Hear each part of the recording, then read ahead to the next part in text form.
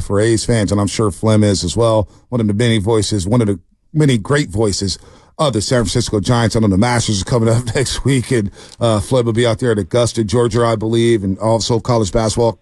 And there's so much we want to get to here, Flem. Let's start with the breaking news here, and we'll get down to the Giants and Dodger Stadium getting swept, but I do feel optimistic about the first 7 games. There's a lot to like. There's some things that I'm questioning here, but just the breaking news of the A's playing their last season in Oakland, California. You're a baseball historian. You know about the rich history in Oakland, California. You know, Kipe's brother called A's games for many, many years. What's your feeling right now about just the situation in Oakland, California with the A's moving up to Sacramento for a few seasons? Well, look, I am sad, but today's news doesn't make me more sad. Yeah. I mean, you know, it's been a mess here for a while. So I think everybody knew they were leaving, whether it's this year. I guess, you know, people are going to have to start making their goodbyes sooner than they expected. But I think everybody who cares about the A's knew this was coming, and that is too bad. Because I was listening to you guys. It's not just I always feel terrible for a fan base that loses a team. It's not just the A's players. It's also the history of baseball in that town. I mean, Oakland has produced as many great players as any place in America. And look, I'm hoping that just selfishly, as somebody who cares about the game, I'm hoping that the Giants fill that void. Hey, we still have a big league team in the Bay Area, and kids grow up there and can be Giants fans and watch the Giants. But if I were the commissioner this morning, that's one thing I'd be thinking about, is like the hometown of Frank Robinson and Rickey Henderson, and I mean, you could rattle off a dozen more all-time great players, is going to be without a team, and that does make me sad. Yeah, I know. There's no easy way to transition to the actual Giants right now, but I'm going to try to do it with you, Dave, because I want to squeeze some good Giants stuff. Look, I agree with you, but I think the way to transition is just I mean, I think that the diehard A's fans, they're probably a little stunned this morning, but like this doesn't change anything for them. They were already feeling That's true. That's true. That's a good point. No doubt. That's a good point, Dave. No doubt. That's a good point. It's just the reality of the situation. Now it's official, you know? Yeah. Yeah, it is. It's a little cold-hearted. You know, the game is very interesting, baseball. We complicate it at times, but at the end of the day, it's like throw strikes, get ahead early in counts. I mean, whether it's Little League or the big leagues. And I think Harrison last night is a great example. Logan Webb the day before, just falling behind a little in counts and having to go in on some of these really elite hitters right now. What's your overall feel of the rotation a couple of times through? I think the rotation has been not only just fine. I think it's been good. Webb, obviously, that was not a good Webb start. But assuming, I think all of us can agree that Logan's going to be fine. He looked good in the opener. Stuff looked good. It didn't look as good. He just didn't have command a couple nights ago. So I'm not worried about Logan. Otherwise, like Jordan Hicks was spectacular. Sure. Kyle, lots of positives from his 2 starts. Going into that ballpark right now against that lineup, if you're not just finely tuned, you're going to get eaten alive. Like, that's just how it is. And Kyle's going to he's going to have a good year. Like, I think I'm really encouraged by him. And Snell's on his way back. And I think the rotation is in a good spot. Keaton Wynn, I thought, looked great. Again, the numbers don't totally reflect that when you face that team right now, but the starting pitching, I think, is going to be a big-time strength of this team. Yeah, I'm with you here. Jordan Hicks, I told Shasky after watching Jordan Hicks, he threw a 97 backdoor sink on the black against the Padres, and I got Jason Smith vibes. I don't know why. I just thought Jason Smith, St. Louis Cardinals, NLCS, where Smith was just shoving in St. Louis. Who does Jordan Hicks remind you of, Flem? Well, to me, watching him the other day, it was like Logan Webb plus 5 miles an hour. Like, because he had the splitter was acting like a changeup. I mean, that's basically what it is. And the slider was just nasty. Yeah. So that's 3 weapons, all moving in different directions, just amped up higher velocity. I was I was really impressed by him. And there's the huge question about the durability and making this transition. Can he last the year? Can he do that week after week? Those are big questions. We don't know the answers to that. If he can, my goodness. Like, he's got a chance to be one of those, like, wow, that's best stuff in the game kind of starting pitcher. You're talking about being impressed. I'm impressed with Jung Hoo Lee. I know it's early, and the numbers haven't even been that great. I'm eyeball test guy. The way he approaches at bats, hitting with 2 strikes, putting the ball in play. He doesn't swing and miss a lot. I think he's really good defensively. I think they've got a legitimate player, and he's a throwback leadoff guy. I love the Jung Hoo Lee signing, and there's got to be, like, he's going to play better. What are your thoughts on him for the first week or so of the Bigs? I don't want to oversell it, but I think the Giants hit the jackpot with this guy. I do. I think he's going to be a great Giants player for a long time. Maybe the lack of power caps the like the ceiling if you're like trying to be a scout. Like, okay, maybe this guy can't be a top 5 player in the game if you're not going to have, a little more power, although he's got more power than I thought he had. I mean, he hits the ball hard. He has already hit a home run. He's just missed, I think, 2 others. Total pass the eyeball test so far. Like, absolutely looks like he belongs, looks the part, not overwhelmed. Outstanding defense in center field, great jumps and reads. They're already a way better defensive team out there because of him. And I do think the at-bats are going to get better and better. Last night was the first time. So we're, 7 games in, having faced Darvish and Cease and Musgrove and others. And that's the first time where Glass now in those first couple at-bats, I thought Lee was like, oh, okay. And he was Jung Hoo Lee was not the only guy who was having that reaction, by the way, but that's the first guy in the first week where I thought it looked like, okay, I need to see this a couple times before I can handle that. Everybody else, even all those big names, he's looked like, yeah, I got this. I think he's going to be really, really good. I'm so excited. I also think he's just fun to watch. Yep. He's a really fun player to watch. Giants fans are gonna fall in love with this guy. Talking to Dave Flemming here on the Morning Roast on 95.7 The Game. Couple more for you, Flemming. And look, Conforto's been fun to watch to start the season. He's on fire. He fooled us all. The Cooley Kipe on that call after Soler hit one 452 feet to center. He's going to be fun to watch. He mashed that ball. I can't recall the last time a Giant hit one that far. I trust StatCast, by the way, but that thing was 590. that thing was smoked, man. It was like, wow. But there are fans. And look, I always preach patience when it comes to baseball. There's 162. We're 7 games in. But there are a lot of fans who are running out of patience with Gaz and Slater. Yastrzemski's struggling to start. Slater's struggling to start. How much patience do you believe this organization will have with those 2 players there, where a lot of fans want to see guys like Matos? They want to see guys like Luciano. They want to see guys get a chance to play. What would you say to that, Flem?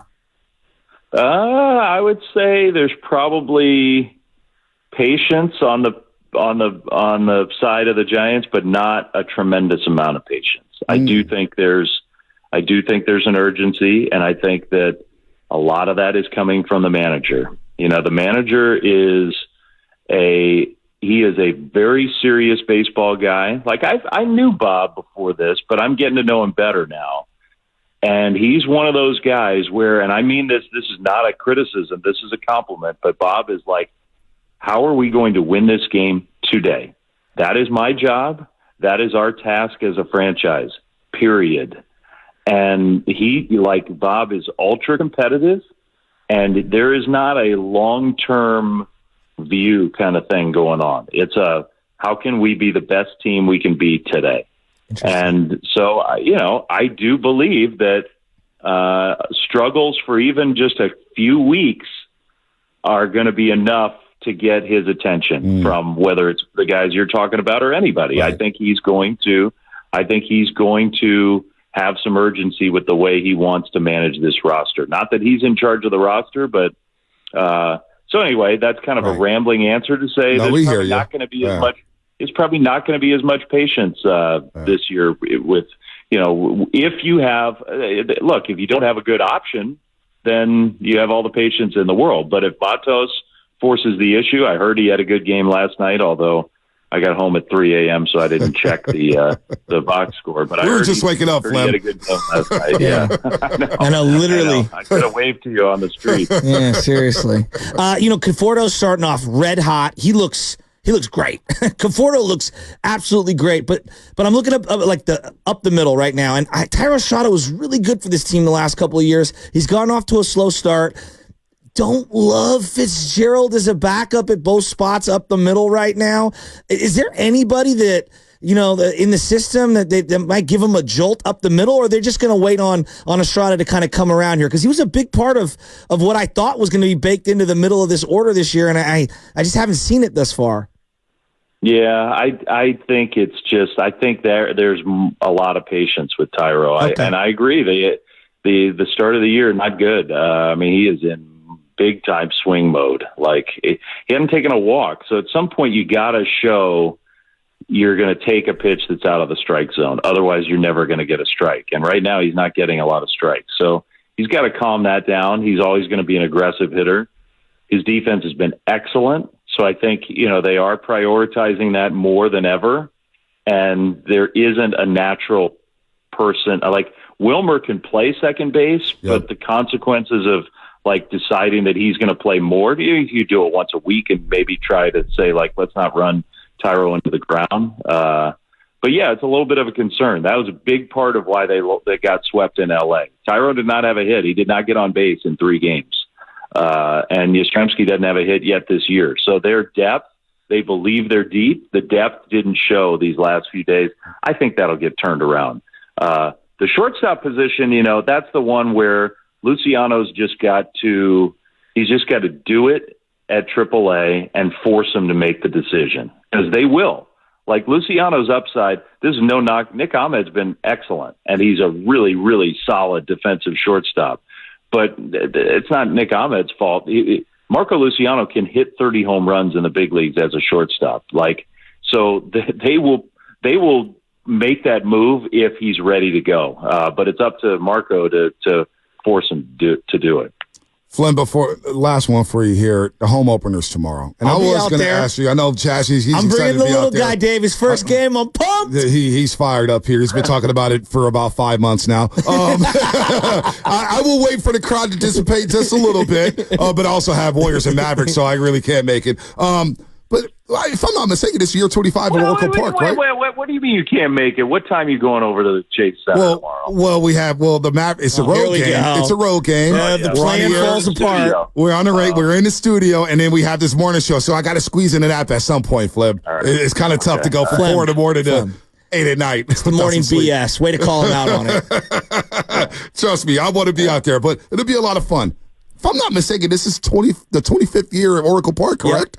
Yep, 25th season. That's right. What's your favorite memory, man? Because don't say Kevin Elster. No, don't say Kevin Elster, because it is remarkable to see this park. I remember Shasky and I driving around as kids. There was nothing down there, and to see that area just boom and blossom, and now you got this crown jewel, and it's held up. It looks just as beautiful as it did back in the year 2000. What's your fondest memory of the park itself? 25 years of Oracle Park. It's kind of crazy. These years have flown by. Yeah, it looks as good as ever. I don't know if I can pick a favorite memory. I have so many good ones. We just had so many cool moments in that park. I don't know if I can pick a better one, but give me your top 3. I'll tell you what it's not, Dave. Jose Cruz Jr. dropping a ball in the right field wall, or on the right field side in the playoff game. It's not that. That was in Miami. I do. I think it was in Miami. It was in Game 3 in Miami. I'm thinking of Dustin Moore. I'm thinking of Dustin Moore. That may have been in San Diego. This is like you on the couch here, man. We're talking about the greatest memories in this ballpark, and the first 2 words I hear are Kevin Elster and Jose Cruz Jr. Hey, what's wrong with this guy? Not Bonds, not Ishikawa, not Matt Cain's perfect game. Flynn, make sure you tell security tomorrow not to let Shasky into the ballpark tomorrow. Blanco, just let making a catch over his shoulder. No, give us your top 3. Give top 3. Top 3.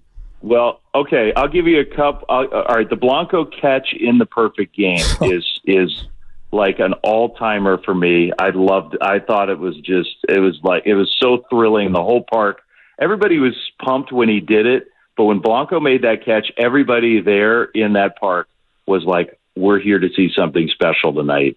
And it built up over those last 2.5 innings, just to an incredible crescendo. So the Blanco catch always will be one of my favorites. I'll tell you, it's under the radar one.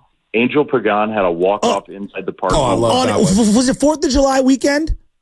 It was summertime. It was a sunny day. I don't remember if it was 4th of July. It was a Rockies. I think it was before the 4th of July. I remember that. Flam was the best part about it. Running down, waving him home. Flam was that whole play with him. Such a great call. Hey, and speaking of him, I believe we might see him tomorrow on opening day. I think there are going to be a few folks who are going to come back and participate, and I think he's going to be one of them. And look, I mean, the playoffs and the World Series, Pablo hitting his home runs against Verlander, people were just absolutely losing their minds.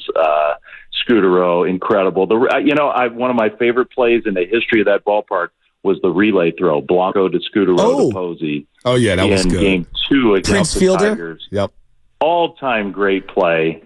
And again, like the place just went berserk. Yeah, a lot of good memories. Great. How about Game 1 against Lincecum against the Braves? Oh, that environment was unreal. And about as dominant as anybody's ever been in a playoff game. That was about the best stuff I think that anybody's ever had in a playoff game. It was real close. It's hard to beat that. And there was another game that Roy Halladay threw a no-hitter that same day. He did. That's right. And I think Lincecum was as dominant as or more than Halladay was. Like, that's how great Tim was that day. Remember the game against the Phillies? I think it was Game 3. Might have been Game 4 when we came back home. Oh, it was Matt Cain game, like Game 3. Day game. Posey stole a base or took an extra base, and Juan Uribe knocked in a big run late. It was such a tense, well-played game. It was one of my favorite games of all time. I think the Giants won 5-4. I got to brush up on that one, but that was an incredible game. All right, that was a lot of fun. We got some moments out of it. We got some good moments out of you, Flam. That was good. That was good stuff. And then there was a Tuesday in any day there is. I like going there. Every time I sit down in that place, I'm like, man, this is my office. What? Unbelievable. That's hilarious. I'll see you out there tomorrow, Dave. Yeah, make sure you keep him out the park. He's bringing up Kevin Elster, man. And I'll bring my best behavior. I'm with my wife Jose and the Cruz Jr. Oh, my gosh. All right, Flem, have a good one, man. Enjoy your day off today. Cody Bellinger. Yeah. Oh, my God. Really fun memories. Oh, my God. do you want to go? Who was my guy for the Mets? A long-time closer? Juan Franco? Yeah. Was it Julio Franco? We struck out Bonds and gave let me stop now. John Franco. Yeah, John Franco. John Franco, the lefty. Yeah. That was a questionable pitch. Yeah. Anyway, Flem, enjoy your day off, man. We'll see you tomorrow. See you, buddy. One of the great days in this city is tomorrow, opening day. One of the great days of the year. No doubt. All right, Flem, take care, man. I agree. 25 years of Oracle What's your Park. favorite?